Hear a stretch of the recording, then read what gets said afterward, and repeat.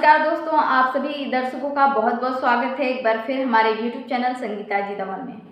दोस्तों, आज एक बार फिर उपस्थित हूँ आप सभी के बीच बहुत ही गंभीर विषय के साथ। दोस्तों, मनुवादियों की है साजिश, मूर्ति पूजा, नवरात्रि मूर्ति पूजा, इसकी क्या है सच्चाई, विजयादशमी या फिर अशोका विजयादशमी। दोस्तों, आज हम बात कर रहे हैं, सबसे पहले हम बात करते हैं विजयादशमी पर। वीडियो में आगे बढ़ने से पहले दोस्तों मैं आपसे रिक्वेस्ट करना चाहती हूं कि अगर आपने अभी तक हमारे चैनल को सब्सक्राइब नहीं किया है तो प्लीज़ मेरे चैनल को सब्सक्राइब कीजिए और न्यू नोटिफिकेशन पाने के लिए बेल आइकन को प्रेस कीजिए ताकि हमारे आने वाली हर वीडियो की जानकारी आपको मिलती रहे टाइम टू टाइम। और सबसे पहले दोस्तों, विजयादशमी जो कि सही मायने में सम्राट अशोक ने कलिंग राज्य पर विजय प्राप्त किया और 10 दिन तक ये विजय महोत्सव मनाया गया। और जब सम्राट अशोक कलिंग पर विजय प्राप्त किए तब उनका हृदय परिवर्तन हुआ और उन्होंने बौद्ध धर्म की दीक्षा ले ली और तभी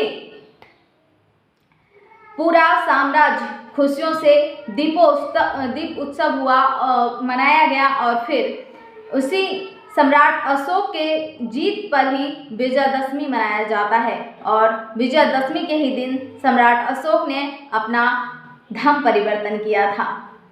तो दोस्तों, ये है विजयादशमी की सही और सच्ची इतिहास। दोस्तों, अब हम दशहरे की बात करें तो दशहरा का अगर आप संधि विच्छेद करें दशहरा शब्द का तो आपको पता चलेगा कि 10 हरा यानी कि 10 हारा। तो दोस्तों, ये मनुवादियों की एक बहुत बड़ी षड्यंत्र है, बहुत बड़ी साजिश है जिसे मैं आप सभी को बताना चाहती हूँ विस्तार से। दोस्तों, वीडियो को बिना स्किप किए लास्ट तक जरूर देखिएगा। दोस्तों, मौर्य वंश के जो अंतिम शासक थे बृहदत्त मौर्य, उनके अपने ही सेनापति पुष्यमित्र शुंग ने, जो कि ब्राह्मण है, वो अपने साजिश के तहत उनकी बृहदत्त मौर्य की हत्या कर दी और फिर 10 पुतले ना बनाकर, 10 मूर्तियां ना बनाकर एक ही मूर्ति में उन्होंने 10 सिर को जोड़ दिया और फिर पूरे मौर्य वंश का सर्वनाश कर दिया। बृहदत्त मौर्य के साथ सारे मौर्य वंश का खात्मा करने की साजिश उन्होंने रची। लेकिन दोस्तों, कितना भी कोई प्रयास कर ले फिर भी सम्राट अशोक का जो शासनकाल है, जो उनका इतिहास है, वो चाह कर भी कोई मिटा नहीं पाया। दोस्तों, अब मैं आप सभी को बताना चाहती हूँ कि जो मूर्ति पूजा का जो नवरात्रि का जो इतिहास है वो क्या है, कौन है महिषासुर। तो दोस्तों, मैं आप सभी को बताना चाहती हूँ महिषासुर एक मैसूर के राजा हैं, बहुत ही न्यायप्रिय राजा थे जिनकी साजिशों के तहत हत्या की गई और उनका मनुवादियों ने अपने षड्यंत्र के अनुसार उन्होंने महिषासुर को राक्षस बताया और फिर एक अपने मनगढ़ंत कहानियों के अनुसार, मनगढ़ंत किताबों, मनगढ़ंत षड्यंत्रों के साथ उन्होंने इस नई जो कि अभी बताया जाता है हमें। दोस्तों, मैं आप सभी से एक बात पूछना चाहती हूँ कि जितने भी शास्त्र हैं सारे के सारे लिखे गए हैं संस्कृत में। तो मैं आप सभी से पूछना चाहती हूँ दोस्तों कि वो संस्कृत के रचयिता वो जो है वो ब्राह्मण ही हैं। तो फिर आप सभी को कैसे पता कि जो वो जबकि हमारे पीढ़ी के जो लोग थे, हमारे दादा परदादा, आपके दादा परदादा, वो तो नहीं जानते थे संस्कृत में पढ़ना लिखना, तो फिर उनको कैसे पता? उनको जो ब्राह्मण बता देते थे वही वो समझ लेते थे कि हाँ यही होगा। अब देखिए दोस्तों कि जो कि कख गघ पढ़ता है तो वो सारे समाज के लोग पढ़ता है, सारे बच्चे जानते हैं, सारे बच्चों को पढ़ाया जाता है।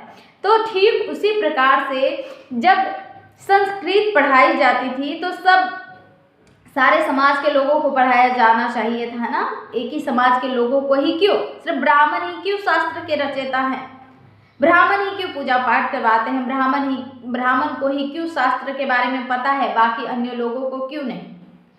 क्यों नहीं आपके दादा परदादों को पता है इन सभी के बारे में? आखिर क्यों ब्राह्मण जो ही कहते हैं वही हमारे दादा परदादा, आपके दादा परदादा माना करते थे? दोस्तों क्योंकि ये हमारे पीढ़ी के जो लोग थे, हमारे जो दादा परदादा थे, वो भोले भाले लोग थे, इन्हें कुछ नहीं पता था, इन्हें जो बताया जाता था वही ये मान लेते थे। आखिर जिसे क ख ग घ के बारे में नहीं पता होगा उसे क्या पता चलेगा कि कहाँ क्या लिखा है? उसे तो जो बताया जाएगा वही वो मानेगा ना। तो दोस्तों ठीक उसी प्रकार से ये जो दशहरा के बारे में बताया जाता है, जो नवरात्रि के बारे में बताया जाता है, दोस्तों ये सिर्फ और सिर्फ अंधविश्वास और पाखंडवाद है, इसमें कोई भी सच्चाई नहीं है। दोस्तों ये सब हमारे बहुजन महापुरुषों के इतिहास है और इनके इतिहास को बदनाम किया गया है। महिषासुर एक बौद्धिस्ट थे और ब्राह्मणों ने वो बौद्धिस्ट से नफरत करते थे। वो चाहते थे कि मेरे जो ब्राह्मणवाद है वो कैसे पनपेगा, अगर इन लोगों का खात्मा नहीं होगा तो कैसे पनपेगा। दोस्तों सम्राट अशोक बौद्धिस्ट थे। आखिरकार उनके क्यों इतिहास को मिटाया गया? क्यों पुष्यमित्र शून्य ने, जो कि एक ब्राह्मण था, वो क्यों एक साजिश के तहत उनकी हत्या कर दी और उनके इतिहास को मिटा दिया गया? तो दोस्तों मैं आप सभी को यही बताना चाहती हूँ कि ये अंधविश्वास और पाखंडवाद से दूर होइए और अपने इतिहास को जानिए, अपने इतिहास को पढ़िए। महिषासुर कोई राक्षस नहीं था, वो आपके ही समाज के लोग हैं, वो आपके ही समाज के दादा और परदादा और बाप दादा रहे हैं। तो दोस्तों आप सब अपने इतिहास को जानिए, पहचानिए। सम्राट अशोक के इतिहास को ब्राह्मणों ने कितना भी मिटाने की कोशिश की, लेकिन आखिरकार में वो सारे कोशिश करके नाकामयाब रहे और वो मिटा नहीं पाए। जी हाँ दोस्तों, आज भी उनका जो अशोक स्तंभ है वो राष्ट्र का प्रतीक है, राष्ट्रीय चिन्ह है। सरकार अपनी सरकार चलाती है उसे राष्ट्र प्रतीक मानकर।